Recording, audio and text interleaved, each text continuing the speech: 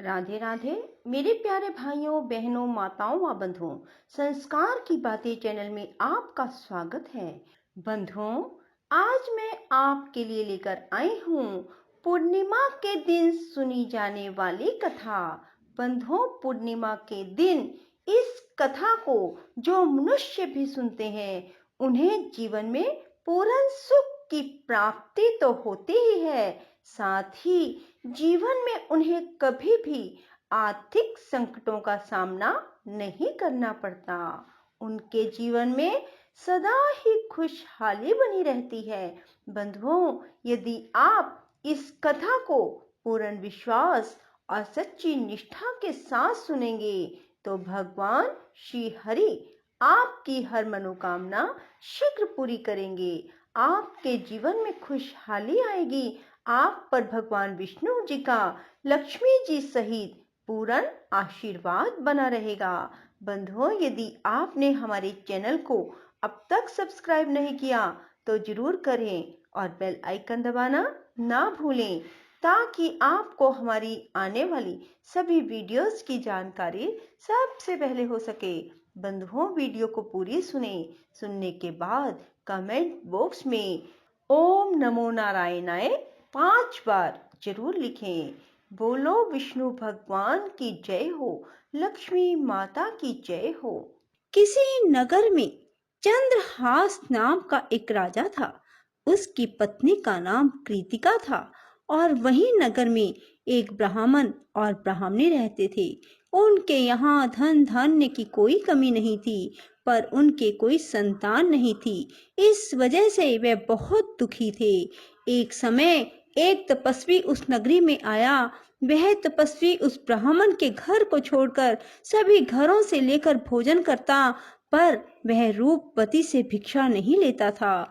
एक दिन जब तपस्वी ने किसी अन्य घर से भिक्षा ली और गंगा के किनारे जाकर प्रेम पूर्वक खाने लगा, तब धनेश्वर ने तपस्वी के सभी कार्यों को करते देखा और अपनी भिक्षा के अनादर को देखकर धनेश्वर तपस्वी से जाकर बोले, आप सभी घरों की भिक्षा लेते हैं, पर मेरे घर से भिक्षा क्यों नहीं लेते? तब तपस्वी ने कहा, जो निसंतान हो उसके घर की भिक्षा बड़ी पापदायिनी मानी जाती है। पतितों का अन्न खाने से मनुष्य आप भी पतित हो जाता है। क्योंकि तुम निसंतान हो, इसलिए मैं तुम्हारे घर की भिक्षा नहीं ले सकता। धनेश्वर ने तपस्वी के पैर पकड़ लिए और बोला, मुझे आप पुत्र प्राप्ति का उपाय बताइए। मेरे इस दुख को खत्म करें। आप मेरे दुख को खत्म करने में समर्थ हैं। तब उसके द्वारा प्रार्थना करने पर तपस्वी कहने लगा, तुम चंडी की आराधना करो। और आकर उसने ब्राह्मणी को सारी बात बताई और खुद चंडी की तपस्या करने के लिए वन में चला गया। उसने चंडी की उपासना की, उपवास किया और 16वें दिन उसे चंडी ने दर्शन दिया और कहा कि तुम्हारे पुत्र होगा, पर वह 16 वर्ष का हो जाएगा तो मृत्यु को प्राप्त हो जाएगा। पर यदि तुम 32 पूर्णिमा का व्रत करोगे तो वह दीर्घायु प्राप्त करेगा। जितनी तुम्हारी समर्था हो उतने घी के दीपक बनाकर शिवलिंग के सामने जगाना, पर ऐसा 32 पूर्णिमा को ही करना।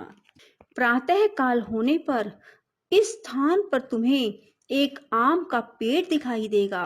पेड़ पर चढ़कर एक आम तोड़ना और घर ले जाकर पत्नी को दे देना। अब वह स्वप्न से जागा और पत्नी को सारी बात बताई। स्नान करके पत्नी को खिलाना। प्रातः काल होने पर इस स्थान पर तुम्हें एक आम का पेड़ दिखाई देगा। पेड़ पर चढ़कर एक आम तोड़ना और घर ले जाकर पत्नी को सारी बात बताना और स्नान करके पत्नी को खिलाना। उसके संतान होगी। जब वह सवेरे उठा, उसने वहां एक आम के पेड़ को देखा और आम लगा देखा, पर वह आम तोड़ ना पाया क्योंकि आम बहुत ऊंचे लगा था और गणेश जी से प्रार्थना करने लगा कि हे गणेश जी, मेरा कार्य सिद्ध करें और मैं अपना मनोरथ पूर्ण कर सकूं। गणेश जी की कृपा से धनेश्वर पेड़ पर चढ़ गया और उस फल को देखा उसे महसूस हुआ कि ये तो वही वरदान वाला फल है, और उसने तोड़ा और पेड़ से नीचे उतर आया, और फिर घर जाकर उसने अपनी पत्नी को दिया। 9वें महीने उसके पुत्र पैदा हुआ, और पुत्र बहुत ही सुंदर और सुशील था। उसकी माता पिता ने 32 पूर्णमासी का व्रत करना शुरू कर दिया। 16वां वर्ष लगते ही माता पिता को चिंता होने लगी कि कहीं 16 वर्ष होने पर बेटे की मृत्यु तो नहीं हो जाएगी। इसलिए उन्होंने अपने मन में विचार किया कि ये घटना अगर उनके सामने घटित हुई तो क्या होगा। उन्होंने उस बच्चे के मामा को बुलवाया और कहा कि हमारी इच्छा है कि देवी दास को तुम 1 वर्ष के लिए काशी में ले जाकर विद्या ग्रहण करवाओ।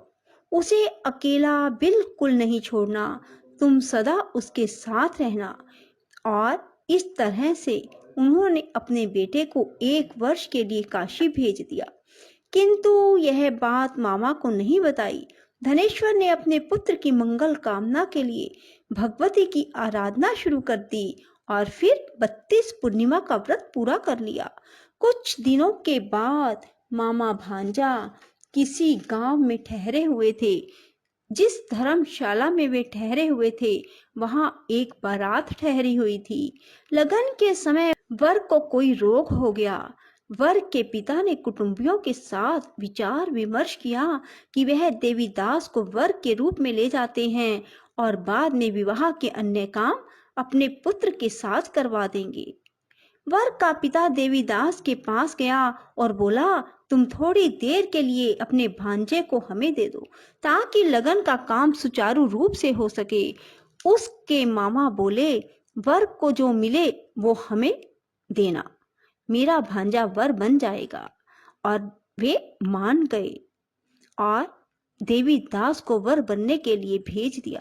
विवाह कार्य विधि पूर्वक संपन्न हो गया। पत्नी के साथ भोजन ना किया और पत्नी ने देखा कि उसकी पति की आंखों में आंसू है। वह बोली, आप उदास क्यों हैं? लड़के ने सारी बात बताई। उस कन्या ने कहा, ऐसा कैसे हो सकता है? अग्नि के सामने मैंने आपको पति बनाया है। देवीदास ने कहा, ऐसा मत कहिए, मेरी आयु बहुत छोटी है, मेरी मृत्यु के बाद तुम्हारा क्या होगा? पत्नी बोली, जो होगा सो देखा जाएगा। दोनों ने साथ में भोजन किया और सो गए। देवीदास ने जाने से पहले अपनी पत्नी को 3 नगों से जड़ी अंगूठी दी और एक रुमाल दिया और कहा कि इसे मेरा संकेत समझकर स्थिर चित्त हो जाओ। मेरा जन्म मरण जानने के लिए एक पुष्प वाटिका लगाओ और वहां नव मल्लिका लगाओ और उसे जल से सिंचित करती रहो। जिस दिन ये सूख जाए समझ लेना मेरे प्राणों का अंत हो गया, अर्थात मेरे प्राण निकल गए। जब ये फिर से हरे भरे हो जाएं तो समझ लेना मैं जीवित हो गया हूँ और इसे मेरा संकेत समझना। प्रातः काल होते ही विवाह कार्य संपन्न हुए तो कन्या ने अपने पिता से कहा, यह मेरा पति नहीं है, मेरा पति वही है जिसका रात्रि में मेरे साथ विवाह हुआ था। यदि यह मेरा पति है तो मुझे बताए कि रात्रि में हमारी क्या बातें हुई थी, इसने मुझे क्या दिया। ये बातें सुनकर वर कहता, मैं कुछ नहीं जानता। वह लज्जित होकर वहां से चला गया और बारात भी वापस लौट गई। मामा भांजा काशी विद्या अध्ययन के लिए चले गए और एक दिन काल से प्रेरित होकर एक सर्प देवीदास को काटने के लिए वहां पहुंचा। जहर की ज्वाला से सारे स्थान जहरीला हो गया। पूर्णिमा व्रत की कृपा से सांप उसे काट ना पाया। काल वहां आया, उसके शरीर से उसके प्राणों को निकालने की कोशिश करने लगा और वह मूर्छित हो गया। भगवान शिव पार्वती भी वहां आए। उसे मूर्छित दशा में देखकर माता पार्वती ने शिव जी से कहा, इसकी माता ने 32 पूर्णिमा का व्रत किया था, इसे प्राण दें। भक्त वत्सल भगवान ने उसे प्राण दान दिए। व्रत के प्रभाव से काल को भी पीछे हटना पड़ा। उसकी स्त्री उसकी प्रतीक्षा करती थी। उसने देखा कि पुष्प वाटिका में कुछ भी ना रहा और साथ ही देखा कि सब हरा भरा हो गया। ऐसा देखकर मैं बहुत हर्षित हुई और अपने पिता से बोली, पिताजी, मेरे पति ठीक हैं, उन्हें ढूंढिए। उधर मामा भांजा भी 16वां वर्ष पूरा होने पर काशी से वापस चल पड़े और कन्या के घर पहुंच गए। कन्या ने अपने वर को पहचान लिया। धनेश्वर 32 पूर्णिमाओं के व्रत करने से पुत्रवान हो गया और जो भी स्त्री इस व्रत को करती हैं वह कभी विधवा नहीं होती, सौभाग्यवती रहती है। यह व्रत पुत्र पौत्रों को देने वाला और सभी मनोकामनाओं को पूर्ण करने वाला है। भगवान शिव की कृपा से 32 व्रत करने वालों की हर इच्छा पूरी हो जाती है। बोलो शिव शंकर भोलेनाथ की जय। राधे राधे, जय श्री कृष्णा। बंधुओं, यदि आपको हमारी वीडियो पसंद आए तो इसे लाइक करें और शेयर भी जरूर करें। धन्यवाद।